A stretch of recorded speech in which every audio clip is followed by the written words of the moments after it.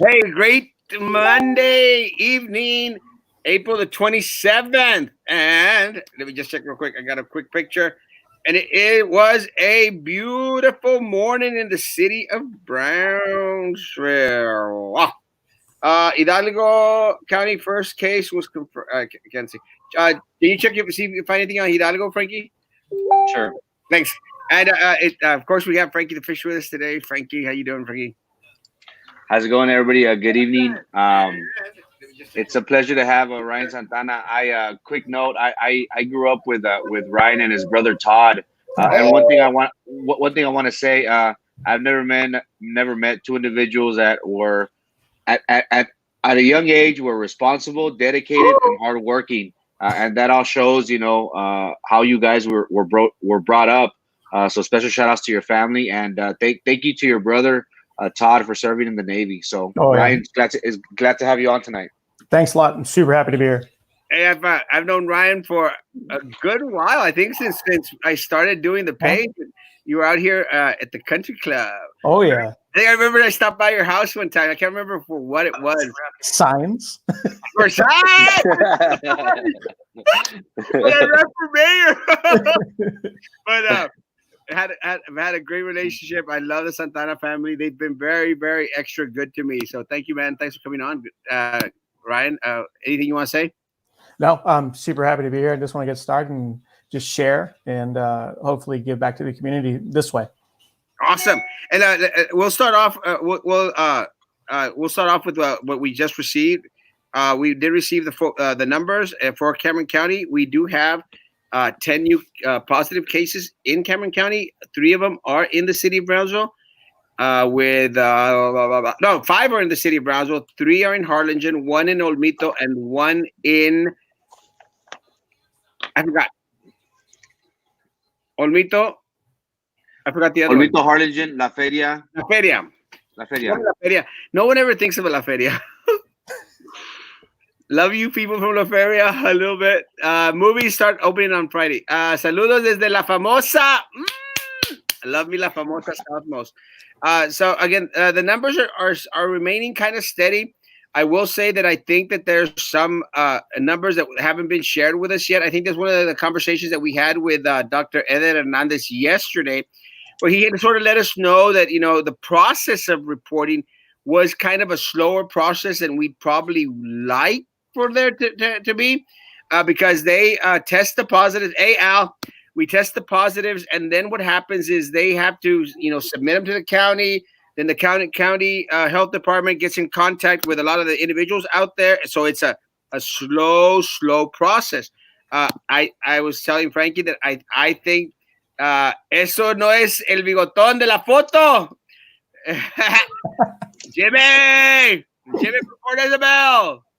And one of the things that I think that I've heard is that we're going to have a couple of deaths, maybe 1 or 2 deaths reported that we haven't found out about. But, we'll wait.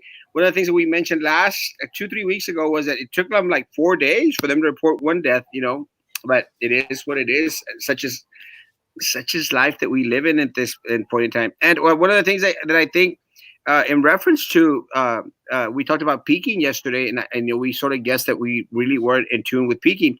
But one of the things that also hit today, which was going to be our first topic, was the governor's press conference. Did anyone have the chance to see the governor's press conference? Frankie? No? Oh yeah. I tuned in I tuned in immediately. Okay. And I think one of the big things that kind of stuck out to me more than anything else was obviously the reopening. None of us really anticipated that kind of coming through, but what stuck out the most to me was a 25% occupancy on the capacity. Yeah. And I've already read, I think it was Texas Tribune posted something today of a restaurant in Austin talking about that might cost them more money to be open at 25% occupancy rather than just being shut down, right? And then, of course, the whole mask thing, I ran and told my wife immediately. I was like, hey, I guess Eddie Trevino isn't going to be, recouping any of that money now, right? Now that anything from the state obviously supersedes the county. So it was interesting. It was interesting. Well, I will say that those are the two things that stood out, I guess, the most. And let's go into the restaurant thing.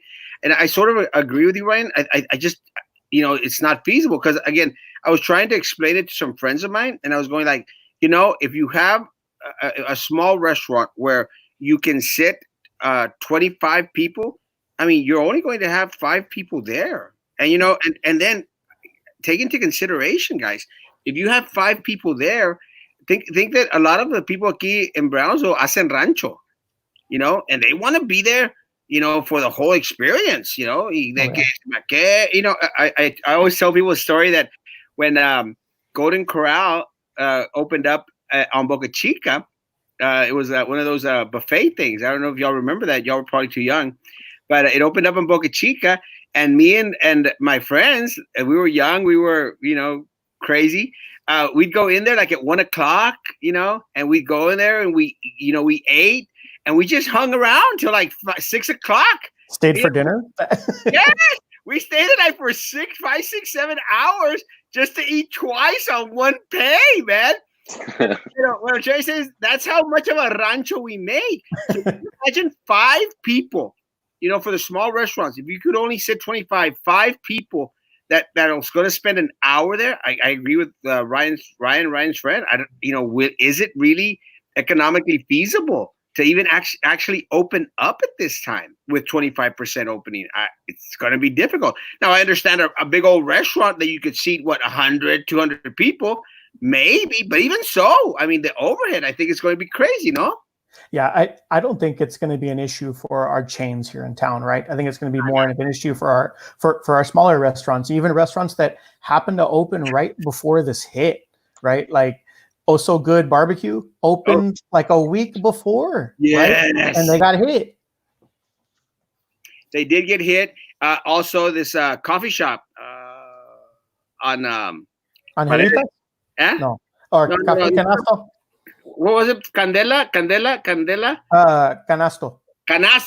Yeah. Canasto here on Paredes. I mean, beautiful, great food, man. Great food, great stuff. They opened right. Boom. Espero en IHOP, los saludo. Sandy, which one? I'll be there. But they opened right when it hit, and I mean, and I actually had an empanada there, had their coffee. Guys, please go out there and support them. They have a very, very small little sitting area, so it's not going to work for them. So please go pick up and take home their empanadas. They're really good. Go help out the small business. But again, it just doesn't seem feasible. Now, there's other little restrictions that restaurants have to make, and people need to make sure that they read over. And I've been trying to read over the executive order this afternoon, and now there's no menus, no menus whatsoever, folks. If you're going to be serving a menu, you're going to have to have a disposable menu. Wow. A disposable menu. You read, you throw it away. But again, a lot of the Mexican restaurants here, they have the specials on a whiteboard, so that on the wall, that's going to work, guys. But Main Street, the one over here by the Walmart. Yeah, I'll be there. Y'all let me know when. I'll be there this weekend, guys. I promise. But they have to dispose of them. Also, no more ketchup on the table. No more salt and pepper on the table either. Now, nothing on the table. If you want salt and pepper, you have to ask, and they're going to give you small little packets. So for restaurants that didn't have those like self-serve little condiments, or maybe not enough, maybe you just gave them with your to-go orders. Now you're going to have to be giving. Hey guys, I think that's going to affect the employees because, if I could only take in a certain amount of people in a business at a certain time, why do I have a need to have 3 extra workers on the floor? I think that's really going to affect, their hours, their pay. So how are they going to be eligible for unemployment? Are these PPPs really going to come into effect? I'm not going to fire them, but they're not going to be working because there is not enough flow of traffic. So I think personally that we have to get used to the whole concept of the curbside. I think we're coming into a different time in our lives where, how Erasmo previously mentioned of going to concerts, going to large social gatherings is for the near distant future is out of the question. And I think so with restaurants as well. I think we're going to have to get used to either cooking at home or using curbside and then bringing it back to the house. Yeah, I think there are a lot of times that people tend to forget that restaurants need to turn tables, right? They need to turn tables over and get more people in. Yeah. And this whole idea of sitting people apart, and we do want to sit there, right, and just talk, right? That's who we are as a people and as a culture. But we need to take into consideration the restaurant itself, right? And that remind ourselves they are trying to make money. Like, I'm trying to have a good time at the same time, but at the end of the day, it's their bottom line. It is the bottom line. One of the things that Peter says is que coman afuera. Yeah, that's a great option if you have the capability. Let me tell you, when I went to Canasto, I had my little empanada, and it was just the start of the Rona, so I didn't have the option. But I thought, man, I could sit outside here. Yo soy de la South Coast. Yo me siento en la calle, so I was thinking of doing that myself. So as long as we could do that, I mean, I think I'll be okay with that. I don't mind sitting but again, is it going to be feasible for restaurants to open? You talk about waiters and waitresses that depend on the tips. They're already earning $2-3 an hour, and the rest of the money comes from tips. And, if they don't have those, turning around the tables, you're not going to have that amount of tips going on. So, that's a lot of things that have to consider. Juan is asking in regards to the theaters. Theaters will open. Yes, theaters will open on Friday as well. I'm hoping they open. I love going to the movies. But, again, 2 seats apart and 1 row, no sitting. So that's going to be, kind of a trippy deal. But, one row yes, 1 row no. 1 row yes, 1 row no. So, it's just the way that's going to happen. I guess I think they'll be okay. Like Ryan was saying, they're a national chain organization, franchise. So they're not going to suffer from it in that respect. As this for them, it'd be good for people to start going back. I think it's the smaller restaurants and the smaller facilities that are going to take a hit. Mm-hmm. Now, one of the things that was posted on the page, Frankie put up the post. I can't post because I'm still in Facebook jail. But Frankie put up the post, and someone was out there saying, "Well, so I'm guessing that BISD was right." And let me tell you guys, I read through the whole governor's mandate. There's nothing in regards to school districts. There's nothing said in there in regards to BISD being right. It's comparing apples to oranges, folks. And I know a lot of people are out there wanting to justify a lot of the actions. Oh, and the reason he was saying is because then the order of the governor supersedes the mandates of the county and of the county and of the mayor. And I'm going like, yes, it's still apples and oranges, people. In regards to what the mayor said, the mayor placed an order in regards to the safety of the city of Brownsville and ended the school year, ended from BISD being able to go back on campus. That has nothing to do with the order the governor placed. Certain cities, the power to end the school year or entering into the school year is vested in the mayor or the county judge when there's an emergency declaration out there. And there is still an emergency declaration out here in the state of Texas. Now, the governor's order wasn't even referring to schools at this time or TEA. Ryan, you work for IDEA. How is IDEA doing it in regards to the school year, ending the school year, not ending the school year? Yeah. So at the time, Tom Torkelson, when he was our CEO, he closed schools for the year. Right. That wasn't anything that we thought was coming. We got a message after lunch, like almost near the end of the day, right, that they were closing for a little bit. We were going to extend spring break by a week. And then while we were on that extended spring break, we ended up getting some correspondence from the district that, what they've decided prior to Abbott's closures of schools, that they were going to close school buildings, right? So we were all kind of taken aback by that because we hadn't heard anything from the state level. And I really think that our leadership took a big leap in faith, right, with everybody on standing behind them. And some of us were like, what? We're already closing? We couldn't believe it. But as things progressed, I think they had the foresight, I think that's a big part of it, that the foresight was present and they took the initial steps to protect faculty, staff, students, everyone in contact. So a big shout out. I know some people hate to hear about it, but you know what? I think IDEA did a really fine job in that aspect. Well, you said something that, again, before going into spring break, they'd already made the decision to move forward one week. And again, look, and I've been telling people, guys, I'm not making this crap up. I'm not the sharpest tool in the shed, bro. But I do a lot of reading, I do a lot of research, and I was seeing what other districts and other individuals were doing throughout the state of Texas, and it made sense. And we were out there telling the BISD students, guys, have a meeting, take some type of action. They refused, Ryan, refused. And then I hear, IDEA's taking action and, moving it forward a week, giving themselves more time. And I'm going like, that makes sense. Well, what happened was with that extra week, we got a bunch of emails coming through like, hey, we're going to start trainings. We're going to start figuring out how are we going to do this, right? Kids come back in like 5 days. What are we going to do? And so that extra week for kids, yes, they had off, but all the teachers were back and we were already meeting online. We were already going over like, okay, what programs, what are we doing? What's the curriculum going to look like? And so when I was going through it, I was like, oh my gosh, my wife works for Harlingen. And I was like, man, we're like really in deep. We're really going for it. Yeah, and I mean, it was the right thing to do, and they refused to do it.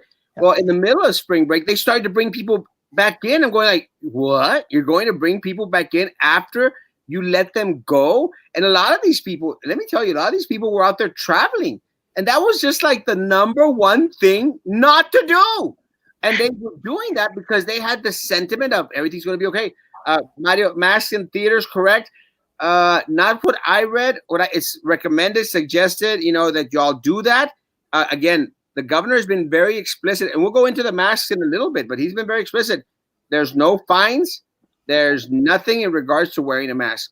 But going into ending this, I'm going like, guys, why is everyone else taking steps in being proactive, which is what y'all were doing, being proactive? And I'm looking and going like, it just makes sense. But it wasn't following your model. It was following y'all's plus other districts out there who are, concerned enough to say, wait a minute, let's push this a little bit forward. Let's give ourselves more time to decide what's going to be in the best interest of students and in the best interest of our staff. And that just did not happen. Did not happen with the district. And again, it's not that the Erasmo thing, it's the right thing. And that's what I think that they were fighting against. They were going like, wow, he's just talking to talk. Going like, no, other districts are doing it. Other districts our size, other districts that were larger than we are, other districts that were smaller than we are. I mean, it's not a big thing. Look, everyone knows Erasmo, how are they going to control the 25% at the mall?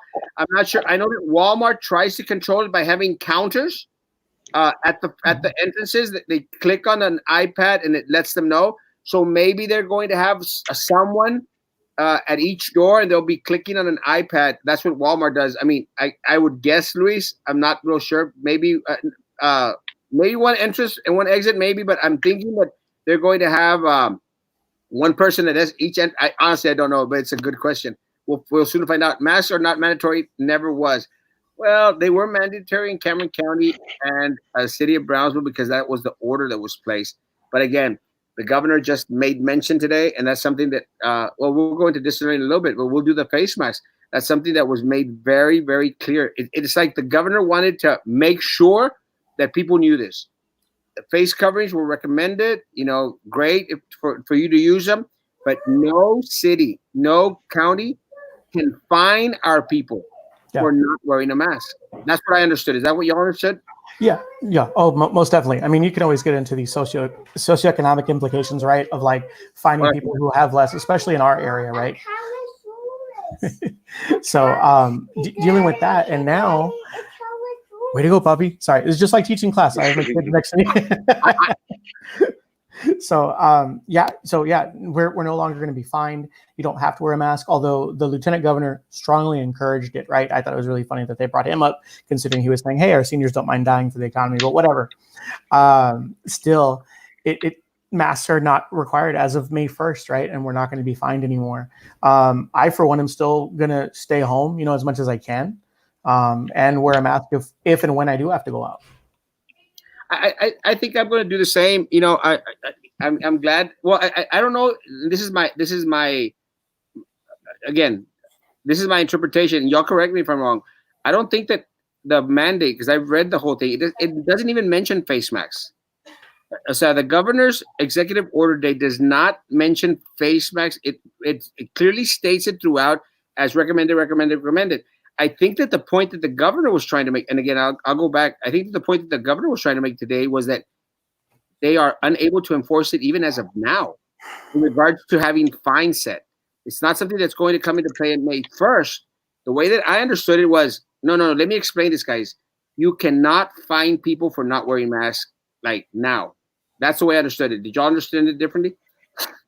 Yeah, and again, the goal isn't to hamper somebody. The goal isn't to find somebody. The goal or the message is safety, precaution. But we should take every precaution. And no, I don't think that that was necessarily enforceable per se, because somebody could say, hey, based on my beliefs, or I simply don't want to wear it, and how can we, tell somebody how to live their life? We understand, we're going through a crisis, some would even say a state of emergency, during these times. But for us to say, oh, if you don't wear it, it's $1,000, it's going to be hard to prove it up. Well, I think that's what the governor was making clear. There are no fines for not wearing a mask. So and Ryan, in regards to John White, a business can require you to wear a mask. Is that like how, like, no shoes, no shirt, no service? Like, could a business say, hey, during these times, if you want to come into my store, you have to wear a mask. If you don't wear a mask, you're not allowed. Is that fair? Is that being discriminatory against people who don't? Or like, what argument can we make for? So, I mean, you can argue both sides, right? You can either look at it as a business protecting itself, and God forbid you ever get any bad press and you have to deal with, like, oh, somebody caught it from such and such store, such and such restaurant, right? But on the flip side, if you're going to require, I would almost urge, and this is not going to be a popular opinion, you could almost tell those businesses to provide masks. But then again, if you're at a restaurant eating, how many times are you going to pull up or pull down that mask? It's crazy. So there are almost too many variables to take into account, let alone hurting feelings of patrons, right? Who may never come back again. And then again, even though if you're trying to be careful, you still have bad press. How weird is it going to be, guys, where you're going to be like, constantly, like, weird. You know what I mean? Like, it's different. It's weird. Yeah, I agree. I actually agree with Ryan and John. I know that the different restaurants could put up those new rules, like no shirts, no shirts, no shoes, no service. They could add no shirts, no shoes, no face masks, no service. That could be the case. But again, I don't think many restaurants are going to be hard pressed to do that. They just want the people to start in. Yeah. So I don't, and again, eating, taking it off, put it on, take it off, put it on. It's just, I think it's going way too much. My son, assistant manager, was working in theater here in McAllen, got a text from general manager feedback going back to work. Yes. Friday, they open back up. So they should be going out to work, I think, on Thursday, maybe even as soon as Wednesday. Goated. Thank you, Randy. I love you. Los Fresnos, I'm not sure what you're doing. Los Fresnos teachers going back on May the 4th also. I don't know about that. I haven't gotten confirmation in regards to that.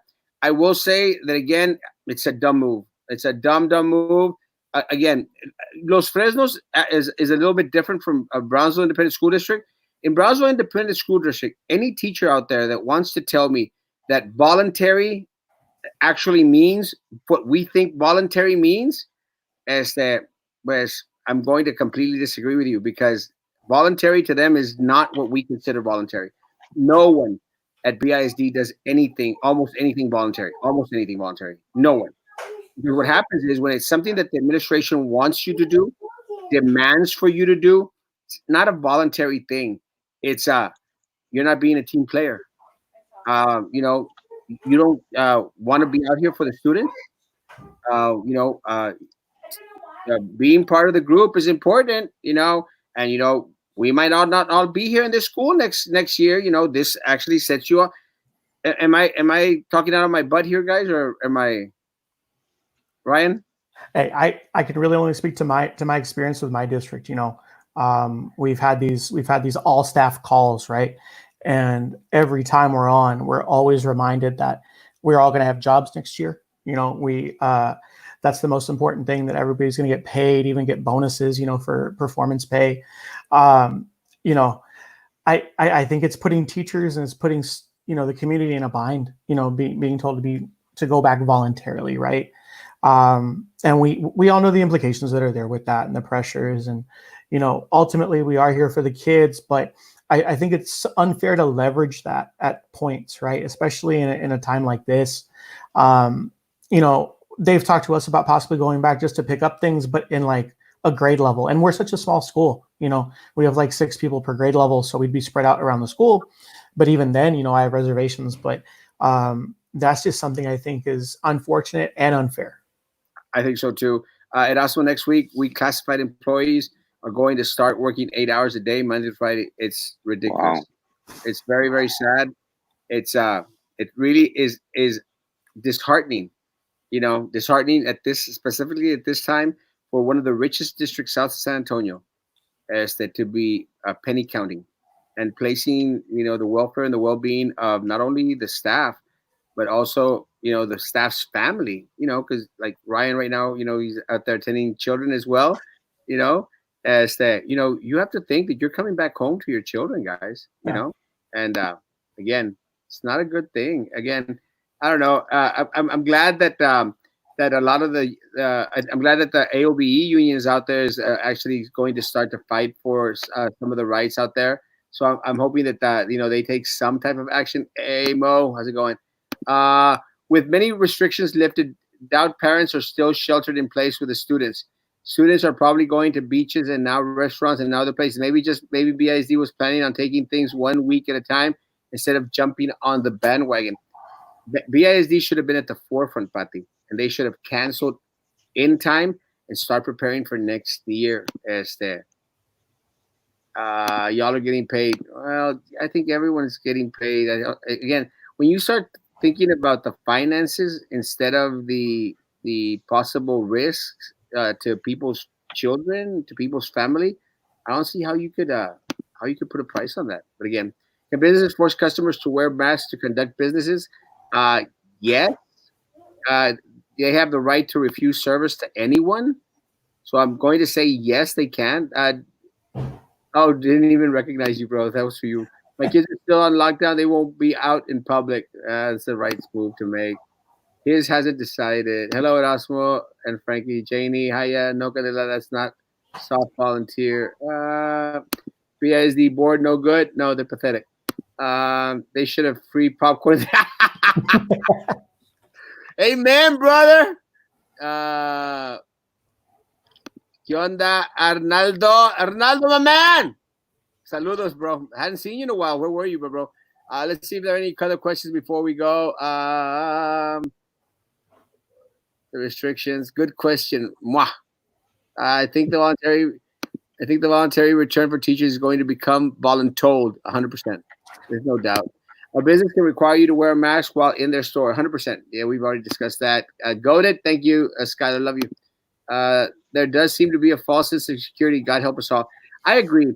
I think that, again, because of the lifting of restrictions, especially by the district, and by not adhering to the recommendations and the mandates of the city, I think it starts to, again, and I've been saying it for a while, it starts to put in the minds of people that everything's okay. Going out, delivering signs, top 10%, top 5%, it's just a PR stunt, folks. Anyone who actually thinks that these idiots care about our children and about celebrating the accomplishments of our 10%, 5%, if you believe that, you are dumber than dirt. Dumber than dirt. It's not true. It is a picture moment. It is an opportunity that they take to go do it. Now, people may say, well, that's what you were giving out signs last year when you were on the board. There's a difference. I take pictures with everything and everyone constantly, multiple times a day. I'm a picture hag. I like taking pictures everywhere. It goes with me. These people only want to take pictures when it's time to get elected somewhere or other. Uh, did y'all do any sign distributions out there for idea? So I think the only sign distribution that took place was for Teacher of the Year and for Co-Teacher of the Year. Yeah, so that was the only thing we saw. Our Teacher of the Year at the Brownsville campus on Paredes, Maggie San Roman, she sent us a picture, and they went the night before and set everything up, but they were staying far away, she said. Good. Well, that's good. It's always good to recognize teachers. At our store, the workers must wear masks. Going to be mandatory. Yes, that is very true. I'm glad you brought that up, Sandy. For workers, wearing masks is going to be mandatory. Actually, for restaurants as well, for a restaurant employee is going to have to be doing it. It was reported that before the opening of Georgia this past Friday, 20 deaths and 60 got diagnosed with coronavirus. Again, I think the same thing happened in Florida. In Florida, we had the day that they opened the beaches, we had a spike, a jump in like 800 cases in one day. Again, wear a mask even if you're not required. I'm personally going to wear a mask sometimes, not all the time. But again, the difference with me is I live by myself. I come home to me and my 3 cats. And despite the fact that cats can also get coronavirus, I think I'm going to be okay. I've taken it upon myself that from here on in, I will not be going to the gym. I don't know if that's a good thing or bad thing. I will always wear my mask. I will refrain from going to large gatherings, bars, concerts, things like that. I think it's going to be a new lifestyle for me. This was really an eye opener, and this is something that we've been dealing with all our lives. It's just that it took, a pandemic, a worldwide pandemic, for me to realize the severity of germs and bacteria and things floating in the air, so to speak. So, as of now, it's crazy, but it's the new lifestyle. I wash my hands maybe 10 to 15 times a day, if not more. I'm so conscientious now of grabbing things. I'd rather get a napkin and open it with a napkin first. And so it's a different way of life. But I think, it's better for us to be safe. Err on the side of caution. I think a lot of things are going to change. Again, I sometimes do those things. Sometimes. One of the things that one topic we want to talk about is distant learning. Ryan, how are y'all dealing with distant learning? Have an idea? What are your experiences with it? How's it going out there? So as far as what we're doing, we were given carte blanche on what we want to do, right? Most of my colleagues chose to do Google Classroom. They're very proficient with that. I chose to use Microsoft Teams. I just kind of preferred the layout, right? But we were given the autonomy to make that choice. Now, the way we're doing it is we're only meeting twice a week. So much, I have seniors this year, so I try to tell them, hey, we're giving you that college experience. You only meet twice a week. And we have online meetings. I meet through what's called Blue Jeans, which is, I think it's a little bit more secure, than Zoom. Oh, yeah. And it's been good. Like we're keeping track of our kids who are signing in, who are looking at the assignment, who are logging on, not doing the assignment, who are just not looking at it. And even then, we're reaching out to our kids. And the whole idea has been that if you're not doing the work, something's up, right? So something's wrong. So our calls to homes really revolve around, how are you doing? How are you feeling? Is everybody healthy? Do you have access to internet, computers? What can we do for you, right? It's really more about empowering our students and letting them know that we're there for support. And sure, everybody likes to think that we kick out low kids and it's everything, easy, right? Easy peasy. When really, we have kids that don't log on, and it happens, we're in a brand new reality. We're in a pandemic. So at no point are we being told, hey, fail those kids. Rather, like our academic coaches are telling us, hey, we really think it's important that you grade with empathy. You really need to think about where this kid's coming from, what's going on. And so I've just been very pleased with what I've heard from the top down. And you don't hear too much about teachers like, these kids aren't doing work, they're going to fail, when rather it's, okay, what can we do to help them? Well, see, that's one of the things, again, and I appreciate that. See, there's the difference in regards to communication, in regards to you have to do this work, and these are for grades, and have to. That's the difference. And for a lot of individuals out here, and I tried to explain. I've read the TEA recommendations. I was on the board. I know exactly what they're saying. I understand their language. What they're trying to say is we as a school district have to provide the educational material out there. We have to encourage students. We have to empower parents. We have to do all these things. We don't have to dictate. We don't have to be sending messages at 11, 12 o'clock at night. We don't have to be constantly out there, pushing kids. And worse still, you shouldn't be out there lying to students, folks. Today, I ran into three high school students when I went to Walmart. 3 high school students that say, "Sir, I want to ask you, is this grading?" And I said the same thing. I said, "Guys, if you were passing, you were doing well before spring break, you're going to be okay. These assignments are to help you. They're not going to hurt you." And I said, "What grade are you in?" They said, "Sir, we're seniors." And I said, "Well, I mean, just make sure that you've got all your APs, a lot of your testing, your letters of recommendation." Sir, we're average students. We're just giving across. Man, more power to you. He goes, "Well, sir, the problem, sir, is that we told our teacher." They said, "We told our teacher, Erasmo said," and our teacher said, it's so weird that the teacher goes, "No, Erasmo doesn't know. Erasmo doesn't know." We're like, "Bitch, Erasmo knows. Erasmo's been getting it right all this time. We've even posted the video out there where the deputy superintendent is basically saying the same thing we were saying for 5 weeks now. 5 weeks. Because it's not rocket science, folks.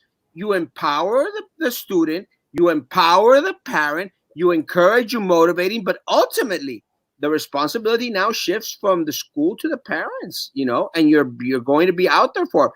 And I was explaining the same thing, and then they hear that's what other school districts should. And the reason I know is because other school districts are doing, but IDEA is doing it as well. It makes absolutely no sense. It's like they want to shoot themselves in the foot. They really just want to shoot themselves in the foot. And again, my first recommendation to teachers out there, and part of the problem, Ryan, and I know that y'all don't have this problem at IDEA here. Part of the problem is you've got 52 principals out there going crazy. And you got 52 principals, and each one is telling their teachers and their staff something completely, totally different. And not all 52, but you got 5 here telling them something, the others over here, and there's no uniformity. And when that happens, chaos starts to reign. Don't you agree? Yeah, we've seen hearing from Ryan's situation and BISD, the contrast of uniformity, and it all starts at the top. Whenever there's good communication, good leadership, it reflects through on down the chain of command. It's unfortunate that we're still dealing with this issue.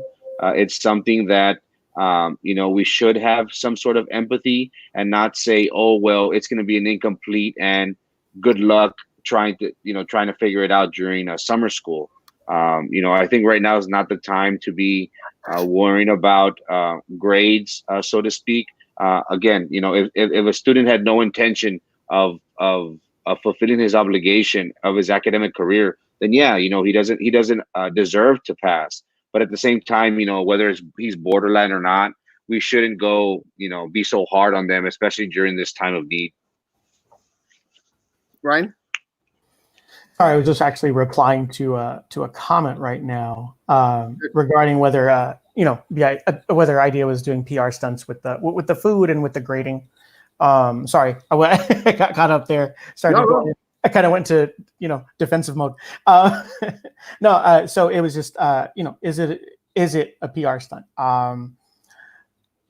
Whether or not you think it is, it's being done consistently. It's not a one-time photo op. If you catch my dig, rather it's every day, 7 to 10 at any campus, and you don't have to have a kid in the car, and they're giving you weekend meals on Fridays.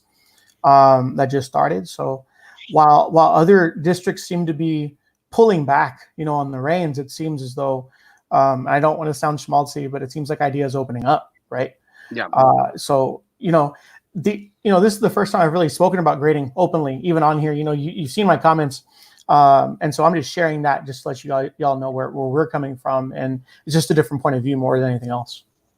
Buenas noches. Entonces ya pueden andar varias personas en el carro y niños menores de 14 años, niños de menores de 14 años no, 4 personas por coche.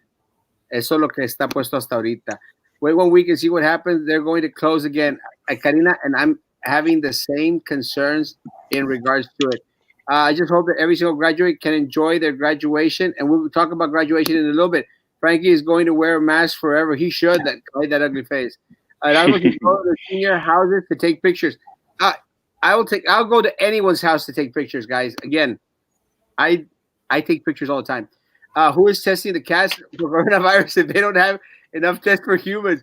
Not be testing my cats, I'll tell you that much. His mask is going to match his pants if he ever wears pants again. Richie and Governor about allowing bored people to get away. I'm trying to get to your question. I agree with Frankie. Wear the mask and don't take any chances. Yes. It seems okay. Good. It seems a PR stunt. Never a negative comment. BISD teachers are consistent with their teaching and delivering instruction, and negative ways seem to outweigh the best basic. And I'll tell you this, Pati. No. There is no consistency, Pati. There is no consistency, and I love you to death, Pati. Pati, you and I are friends. There is no consistency when I have to explain to 3 different students, high school students today, seniors, have to explain what we've been saying for weeks now, in accordance to the TEA and to Mike Maroth, the Education Commissioner for TEA. The same thing. I've been consistent, Pati. BISD has not been consistent. And the problem is not the teachers, man. But again, the problem is not the teachers. The teachers are under a lot of stress. They're being pressured to do these things. But there isn't a uniformity out there. And I'll tell you, there isn't consistency, because one principal from Hudson is saying something different from one principal from Longo, and I'm just using examples. And one from Perez is doing something completely different from the one in Manzano. It's completely bonkers, Pati. And that's where the problem lies. Again, it's not the teachers. It's the administration who put pressure on the principals, and the principals are out there making up stuff on the cuff. And that's the problem. I had 3 students today confront me with the same question we've been answering every single day. Why? Because a teacher told him Erasmo's full of crap.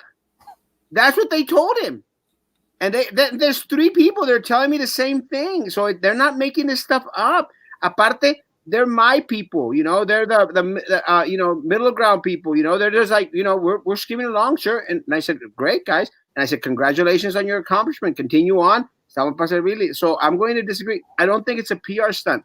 And I'm not defending IDEA. Look, I've been asked about IDEA because I ran for BISD school board. I was a school board member. My answer in regards to IDEA has, and Ryan can call me out on this if I've ever said anything different, has always been consistent.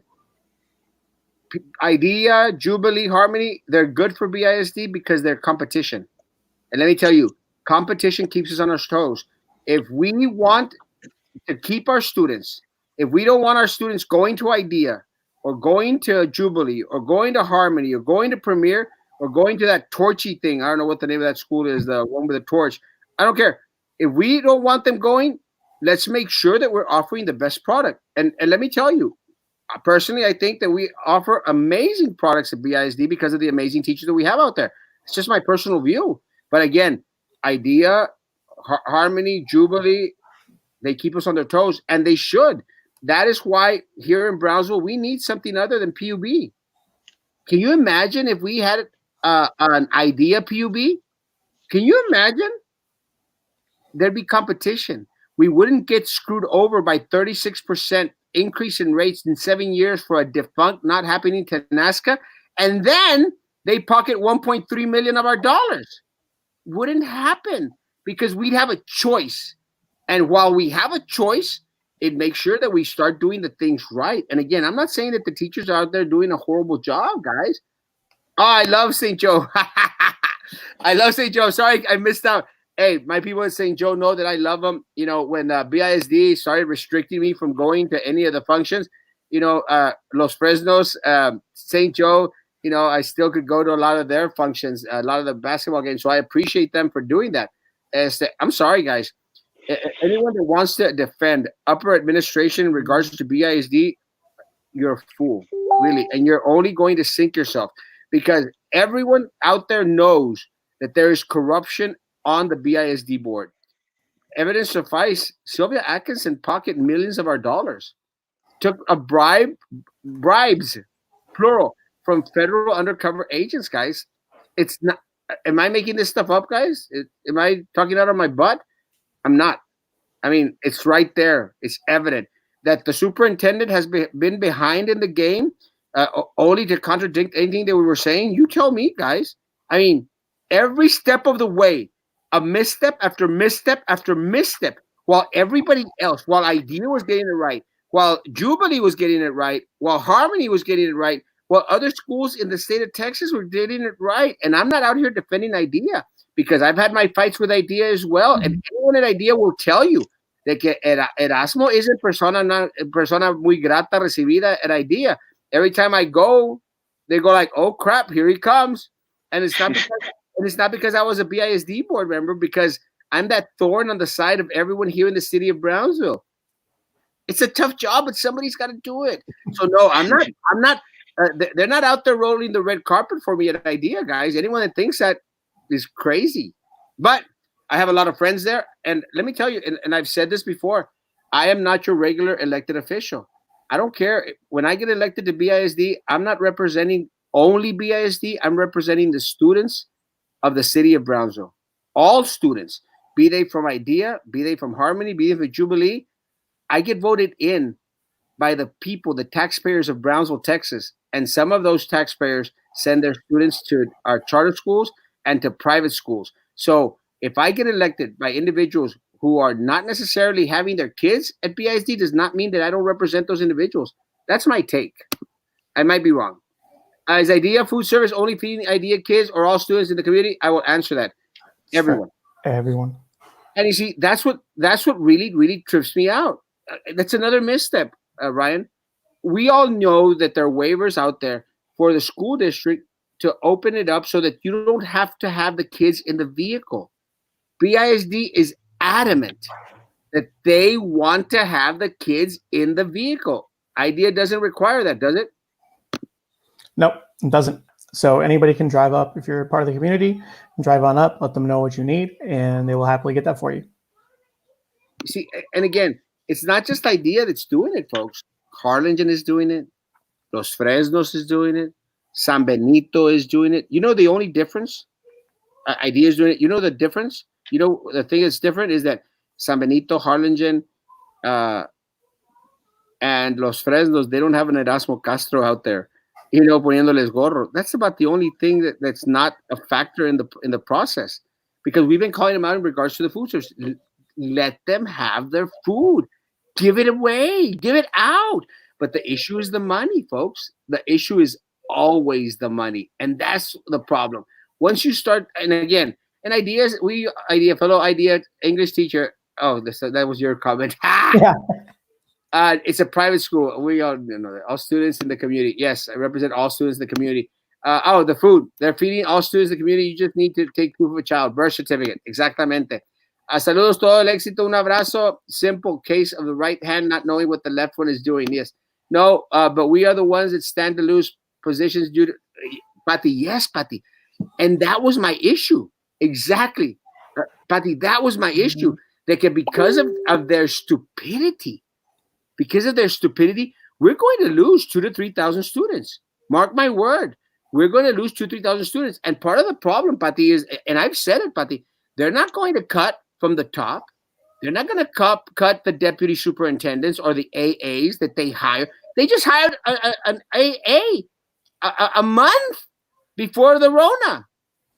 A month before the Rona, when it was already out there in the works. They hired a new AA. Why? It made absolutely no sense. And yeah, you're right. They're not going to cut from the top. They're going to cut from the bottom. And I'm sorry to cut you off, but I'm just saying, like, one thing that bugs me about that idea is that I'm hearing that from BISD. I'm hearing it from my side. I've heard it from other districts.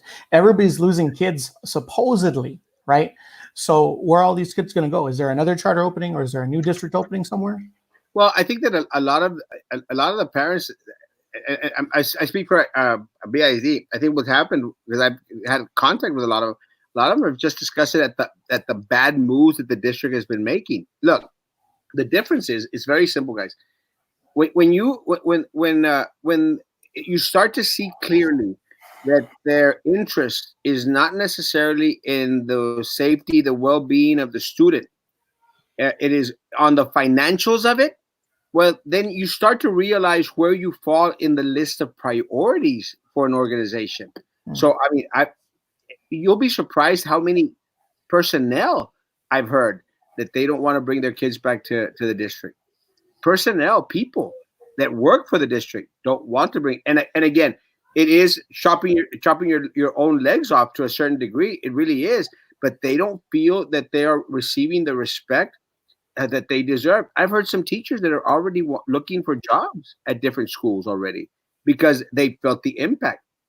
And it does hurt, Pati. And again, Pati, I let me tell you, I promise you that, I mean, the board is going to be up in November. I promise you.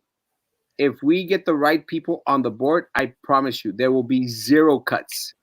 Zero cuts. No teachers will lose their job. No teachers whatsoever. I'm surprised that y'all are afraid that y'all are going to lose students. Let's see. Oh, thank you, Pati. Love you. They can visit, but there's protocol to follow. I'm not sure. Way to go, idea. I need a job. Hey man, we should charge ideas some money. Erasmo equals Mike. There's already an idea university. Idea utilities board is next. There you go. Idea too, Jimmy. I'll take some lower rates. I know I get not all teachers are consistent. That I know. All teachers are different. I have two sons, and only one of them is receiving online work, and the other one nada. So I went to get his school packet. Yeah, and, a lot of chiefs, not enough Indians. Everyone wants to be in charge. I know at the end of the day, I'm doing what I need to do for my students. But that's all you can do. Mm-hmm. And that is what I want my teachers out there to do. I want my teachers to, despite all the stuff that's going around them, do the right thing. And I've told teachers, please do not lie. Please do not lie to my students. Do not lie. Because you know what? And I'm going to say this. And it's very self-serving. We'll do the rest of it. And I think I've said it before. I'm going to say it again. The reason why Erasmo Castro, when he went into a stadium, would get cheered at, or when I went into a function, is because students aren't stupid. Students aren't stupid. They seem to be advancing greatly. And they know when someone is genuine, and they know when someone is fake. So when you see me in Edinburgh going like this, and everyone knew it was fake crap. And again, people in Brownsville, my people, they know I care. And they know that if you lose a pet, I'll do my best to help you try and find it. If you lose your little purse, if you lose your kid's little shoe, we'll help out. We try to help each other out, guys. It's the only way. Stop grabbing my ideas, Jimmy, unless you're going to pay me some royalties out there. So the BISD member can visit campuses. What's the point of being on the can't? No, they only did that to me because of cheese envy. They hated me, and because I was coming after them in regards to the Sylvia. That's the only thing they did. But hey, November's coming up, and if we get the right people on there, it works both ways, folks. We're gonna go idea. I need a job. A lot of people are out there going to need a job. They can visit, but there must be protocol to follow. Yeah, we've always said that there's always protocol to follow. The problema is the people who are making up the protocol as they go. No, idea teachers have to teach through Zoom. Oh, do ideas teachers have to teach through Zoom? We all have the choice on what we want to teach through. As far as the high school level, I have not heard of anybody using Zoom. Rather, Google Classroom and Microsoft Teams. Yeah, I've had my issues with Zoom, and again, I mentioned it to I mentioned here publicly that one of our preachers at our church here in locally was giving out church service, and then boom, some inappropriate images started to come out on the Zoom. So I mean, and it's just, and we've read the articles in regards to it being a national issue in regards to privacy, in regards to being hacked in. It can happen. Then someone, I think Frankie said, well, they're given passwords and stuff. Passwords are nothing to hackers, man. I mean, they hack into banks and they hack into major organizations that easily can. It's not the same teaching the children at home. It's hard. I feel for the mothers that have more than one child and teachers pressuring parents to do the work with the children, all because the teachers are being pressured by the superintendent. I'm sure not every student from pre-K or K-12 grade have a device to do work. I was told my granddaughter was to receive a package from school to do work. Till this day, it hasn't arrived. Again, the inconsistencies kill us, man. No, and the whole teaching at home thing. My wife and I were both teachers, and we have a 7-year-old who's in first grade, and trying to manage teaching, meetings, her learning all at the same time it has just brought a whole nother level of like stress, right? Of course, we want our daughter to learn and do well, but on the same front, we want to do well for our students too, right? I feel for any parent that has to teach who may not even have a teaching background, but even though with us we have one, it's still incredibly hard. The kids haven't figured out that even though we're at home, it's school, right? And so they can't, and they don't look at us as teachers; they look at us as mom and dad. And so when we say, "Hey, it's time to do your math or do your iStation," there's pushback because we're not doing it the same, right? We're not doing centers. There's no recess per se. There's no school schedule, right? And I know as parents, we should do better, right? Of course, but when I have another, 70 some odd seniors I have to teach, and then my wife has her 5th grade thing she has to teach, it has brought homes with students into a brand new realm. And to be incredibly honest, it's difficult to even navigate. It is. It's that, again, one of the things that I've been saying, it's had felt like a big slap in the face. Yeah, I understand, Julie. Guys, one of the things that I've been saying regularly is that, you have to take into consideration that we're living in trying times where there's been a lot of extra pressure placed on everyone out there. And I think it's been double pressure for our teachers because, again, most of our teachers, aren't only teachers. They're also caregivers, parents, and siblings to a lot of individuals that they have to care for, so it's just an augmented pressure. And can you imagine having 3-4 children at home, all of them having constant meetings and packets and all this other stuff, plus a teacher then has to go out and see 100, 120 other students? It's inconceivable. And I'm sorry that that's happening to y'all, Julie. Again, the only thing I can say is that November is just right around the corner. Sylvia Atkins and Adela Garza are starting their own charter with all the money they stole from BISD. I wouldn't doubt it. I think another one of the board members did the same thing as well. Wouldn't doubt it worth the darn. Sooner or later, the schools must reopen. The virus won't be in 3 or 6 months. We won't have a vaccine for at least a year. What's the answer? When do they open? And I think I'll give my opinion first. And I've shared it before. What we should have started doing during spring break is start preparing for next year. That's what we should have started doing, with a mentality that next year, starting in August, we probably might not be able to go back into the classrooms. That has not alleviated in any way, shape, or form. The governor only did the job phases right now. He hasn't given mandates, and that's not coming until phase 3, I think, if I'm not mistaken. In regards to phase 3, when will we be at phase 3? We do not know. No one knows. So we might be starting August, still doing distant learning. The difference is that we are still trying to figure out distant learning for right now, and in no way, shape, or form ready for distant learning via summer school or for next year. So start preparing now. And let's say we can send students to campus in August. Hey, man, at least you'll have that tool ready, or you could still offer distant learning for some students. Let's say, and this is me out there. Let's say they only say, you can only send 100 students per campus. Let's say they say that, why not send to campus the students that want to go, that don't have the means to study, and continue distant learning with the other students. If that's going to be the case, we just don't know, because if the governor's order today taught us anything, is that everything changes one day to another. Yeah. And what we were told yesterday doesn't necessarily mean that it's going to be enforceable today, Ryan. Yeah, we're actually being told just to prepare. We're not even sure if we're going to open, because my campus on Paredes Line Road, we're designated as a tent hospital. So there's a very good chance that we might start the year with a distance learning. We might come in, a month or two later. So we're just getting ready for it. Exactly. And that's what BISD needs to do, Frankie. Don't you think?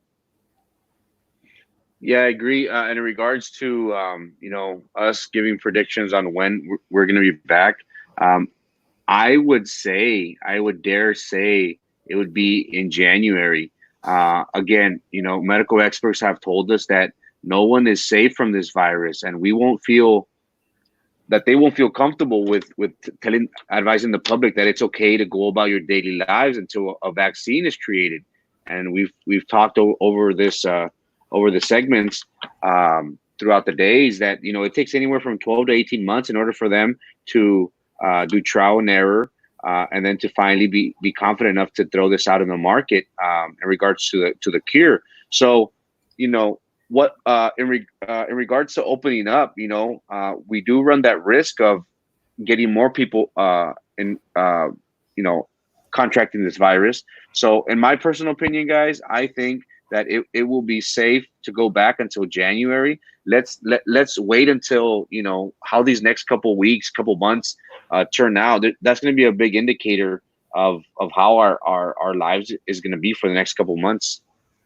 I sort of agree. Again, we just don't know. I mean, there's always already talks in the medical field by these people that know that there might be a second wave. We don't even know what that's going to look like. We've been reading in regards to resurgence out in South Korea. Tomorrow at 9:00 in the morning, we're going to have my friend Goodrich from former police firefighter who is in Spain. So we'll have him in the morning. Wow. Let us know what's going up there in Spain. Yes, I love my people at PACE. They were always very, very good to me.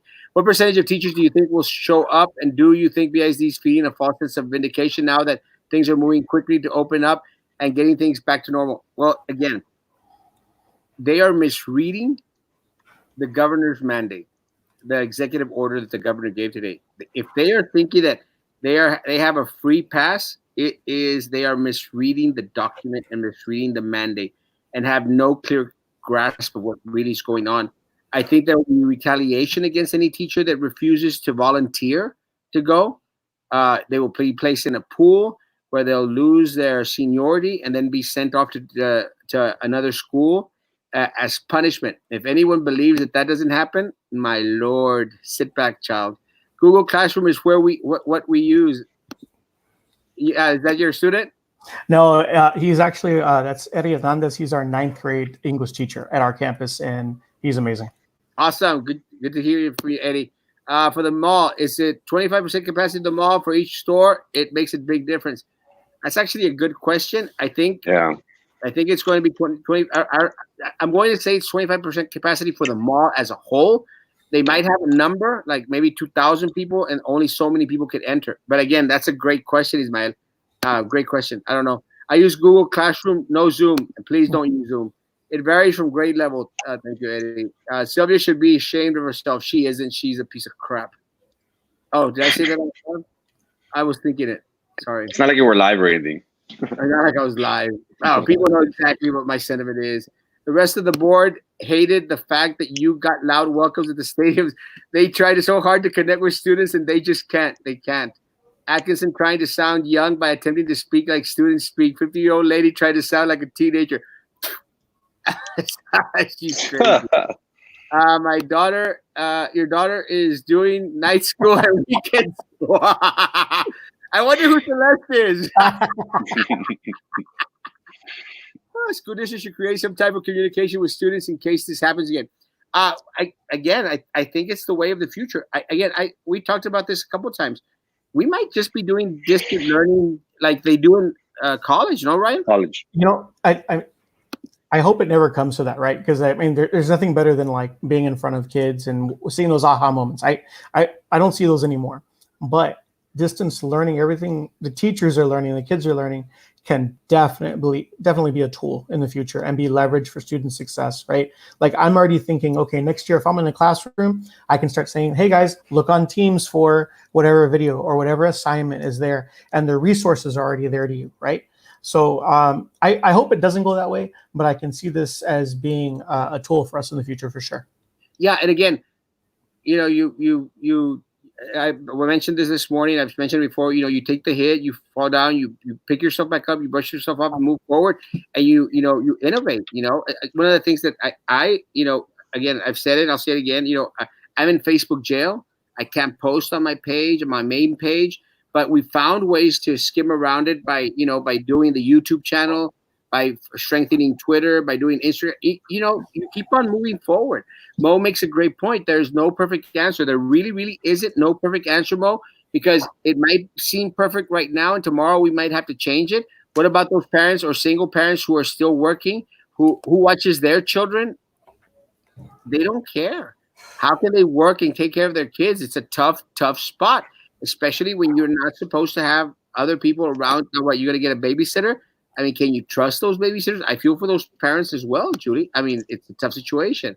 After 3-year-old is 1 week, 8 to 9 of dinosaurs, counting, sorting patterns, everything dinosaurs. I swear he better be a paleontologist. So you, sir, schools. So to you, sir, schools are daycare centers. Is it me or Ryan that you're asking the question? Me personally. She was replying to somebody else in the thread. Perfect. Thank you. Good evening. Sorry. Batching BISD is affecting all the teachers and staff. Screw the whole board and all those askers who are ruining the teachers and staff. Charter schools are not always the right choices for students. They're not. They have their issues, but teachers and staff are threatened not to say anything.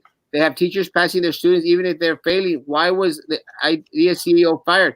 I think he was fired because of the airplanes and the misuse of funds. Again, it's in the news. We need to support BISD teachers. Amen, Rudy.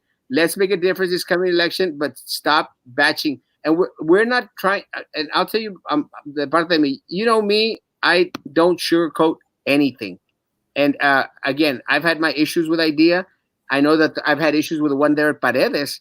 I know that they tripped out one time when I walked in there with a parent, and they were like freaking out. I don't know if you were there, but I was going like, "What is he doing here?" Again, I wasn't hiding anything. I treat everyone the same, you know. And if there's anything to hide, but in regards to your comment, as that we do our best to try and support all teachers, not only BISD teachers, all teachers in the city of Brownsville. Again, guys, we got to stop getting that out of our mentality that the charter schools, the private schools, they're our enemies. They're not our enemies. Guys, let me tell you, and it's really upsetting to me because when BISD, the superintendent, and the stupid corrupt board decided to, at the last moment, kick the charter schools out of the Charo Days parade, was one of the lowest things out there. The lowest of the lowest things. Because the prior year, they had asked us as a board, and I voted no. Let them participate. Let them participate. Okay, it's advertising for them. It's not about advertising. It's not about getting kids in there. It's about the children. It's about the spirit of the event. It's about Charo Days. And what they did to the kids from the charter schools pissed me off like you wouldn't believe. And it pissed me off because, let me tell you guys, again, I know students. I know parents. My students at BISD, they didn't understand why their primos who go to IDEA, their friends who go to IDEA were going to be kicked out of the parade. They didn't understand that.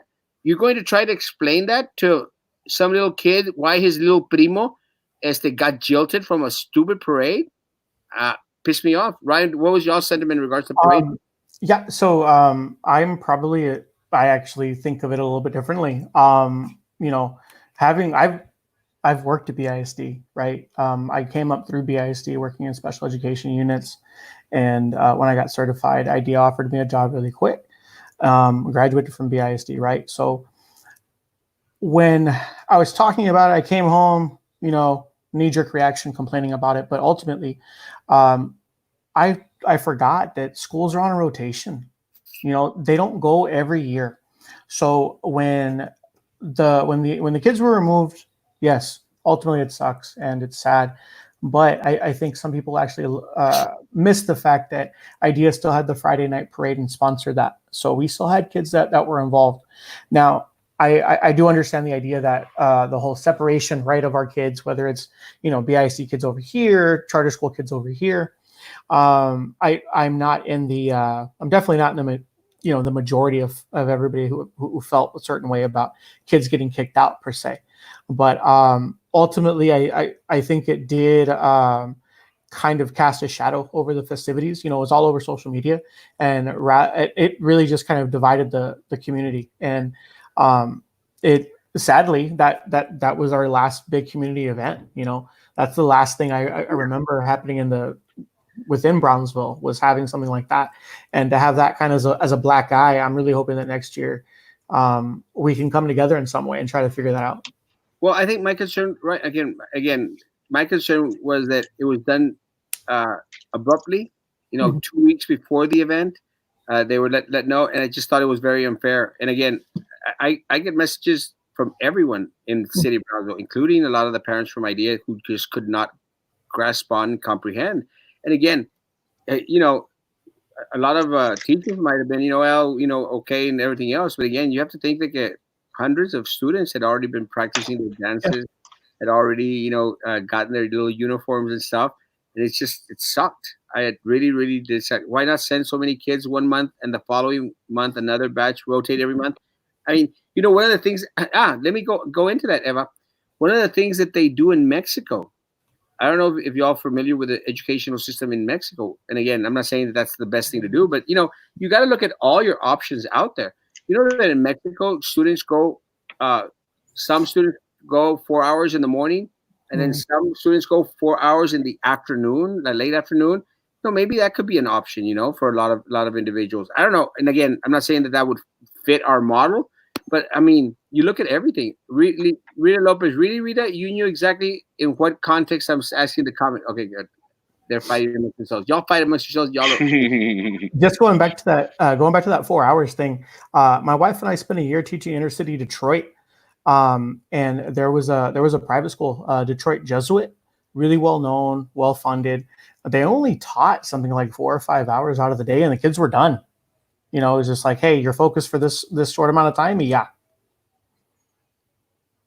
4 hours sounds good. Again, I think 4 hours. Will the students have to wear masks if they go back?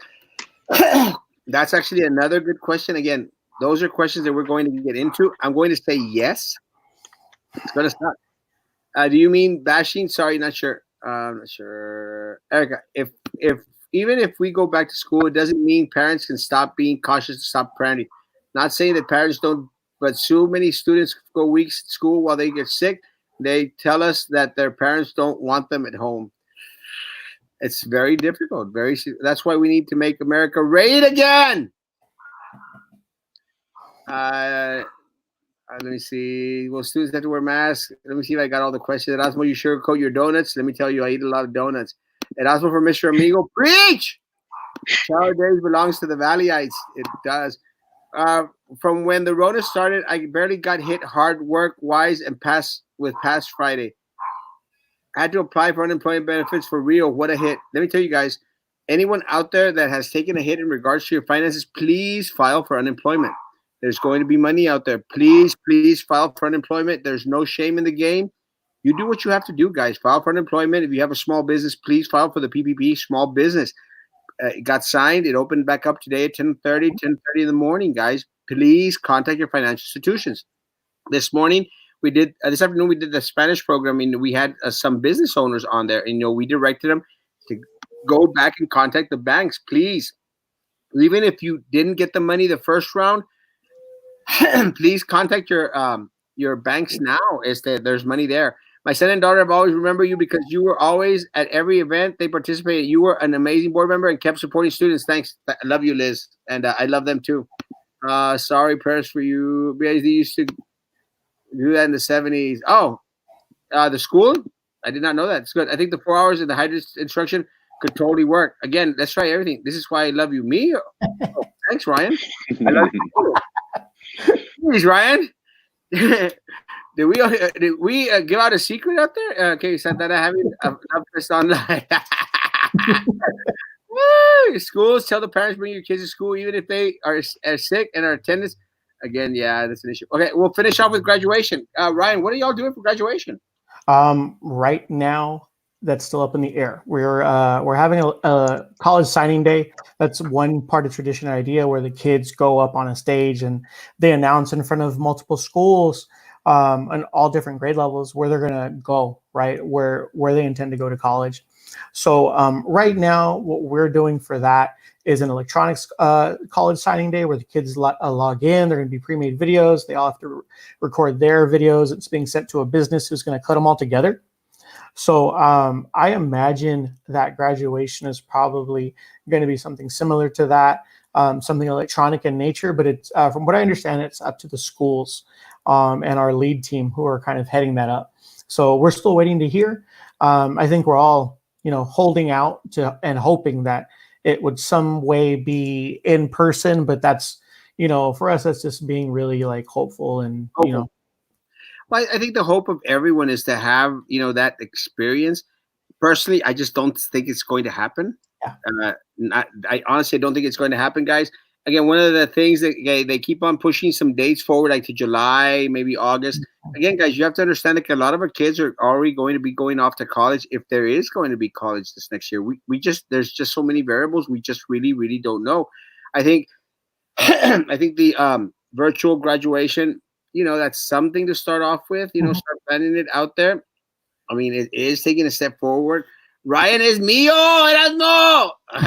Jimmy, envidioso. Hey, Jimmy, Frankie's going to send you an invite. We want you on, Jimmy. That'd be an interesting conversation. Frankie, make it happen. I'll reach out. Reach out to Jimmy, my man. I love Jimmy. Erasmo, going back to that school closures, Boston University said they were going to go distance ed, so they weren't going to open this coming year. Yeah. Well, again, I think everyone, and again, Celeste just mentioned that, Harlingen ISD teachers are tasked with a survey for parents this week feedback. So far, we need to be a way for kids to cooperate with each other online as well as some sort. Well, you see, that Celeste is thinking on ways to prepare themselves for next year, which is what we've been saying for weeks. Guys, end this crap where you're putting so much pressure on our teachers and start focusing on next year, because you know what's going to happen, guys? We're going to get close to next year and we're not even going to be halfway ready for it. Yeah. I mean, if we are going to be doing distant learning, let's use these past weeks as educational for us and say, this is what we learned, and going out there into the community and saying, this is what I learned, this is what is out there, is a good step. And take that information and actually apply it to what we're going to be dealing with in August when we start the next school year. So if you're teaching online, consider how to still allow kids to work in groups. Excellent. Now, I'm not sure how this would look like. Friends can work together, no problem. Part of the work group is working with people. Yes. And again, those are the challenges. Those are the kinks that we have to work out from here until then. But again, that's focused on next year. And correct me if I'm wrong, Celeste, but that's not focused on what's being done right now. We're done. It's focusing on what's going to be implemented next year. I mean, it's kind of hard to we only got 2-3 more weeks for school. Isn't that right? We go through the end of May. The 20-something of May? Yeah, something like that. I just had the kids turn in a test today, and it was them meeting online together to act out specific acts of a play we just finished reading. And what was turned in was amazing. I had kids doing it either by themselves and cutting it together, making it look like a TikTok. I had one kid who made like a Minecraft video and edited all the video, like all the voices in. So today, like Celeste saw me, this morning. I was like, "Oh my God, check this out! Check this out!" I was losing my mind. I didn't anticipate that level of work, but when given, I guess, the freedom and you just kind of let go of the reins, the kids shine. I agree. One of the things that we've come out here and said is that, guys, we have a lot of time on our hands. Go make a video on how to bake tortillas. Go make a video on how to change the oil. Share that stuff. It's creative. Oh yeah, and we're already asking next year's question: what kind of devices do we have? Do we have Wi-Fi? Yes, that's important. That's what we need to start focusing on next year, not on anything in regards to this year. It's done. It's over. Use the mist, and I'm really rooting for BISD to start doing the right thing, to start learning from all these missteps that they've done, and they've had a lot of them. Start learning from these missteps and start perfecting next school year, because I want to be on the board next year. So I want to make sure that all these little kinks are worked out. Ria Lopez, that's what I'm afraid of. Get the virus, take it back home. And Frankie, we need Jimmy, we need Justin, and tomorrow we need Goodrich. Any last words, Frankie, today? We are beginning to see how businesses will slowly be opening up back up. The governor's press conference did make mention of that, but I do want to remind the audience, our numbers. We do have 376 positives in Cameron County, 14 deaths. There was one new death, guys, out of Hidalgo, so that brings up their total to 5. And we as a whole, with the valley, is 20 deaths from this COVID-19 virus. Brownsville is at 119. Harlingen is leading the pack at 162. We did have 10 new COVIDs for Cameron County. Again, guys, this is something that's going to be our new norm. Be safe out there. And I would think twice about going out. Is it a necessity? Do we really need to go with a large number of people, or just anybody in general? The most we can try to avoid contact with the outside world, the best. Again, we do fear that there will be a second wave. So let's try our best to prevent that from happening. Thank you, guys. Have a good night. Amen. Ryan, any last words, Ryan? Stay safe, and make sure you patronize the small businesses curbside. Help them out, please. Yes, guys. Again, go out there and support local business. Today I did get a chance to go buy Super Cream. Amazing food. I got some enchiladas with fajitas and torta de barda. Delicious stuff, bro. Really great stuff. I had that for lunch today. Somebody made a pistachio cheesecake, and I actually got a big old chunk of that cake. I don't know who made it. My sister knows, so contact my sister if you care for it. It's amazing. To support local business. I will be at IHOP this weekend, guys. For those who are on here from IHOP, I'll stop by and visit. I hope that you're working. Be nice to everyone out there. Everyone's going through the same thing. We're all in this together. Thank you for your time. Thank you, Eddie, and say hi to all my amazing teachers out there who actually do like me from idea for me. Guys, it's not an idea thing. It's not a Brownsville thing. Ronald Donuts are amazing. It's not an idea thing. It's not a BISD thing. It's not a St. Joe thing. It's a community thing. And we're all in this together. Let's fight for our community. Let's fight for what's best for everyone. And let's take care of each other. Be good, be great. And see you mañana in the morning, 9 a.m. God bless.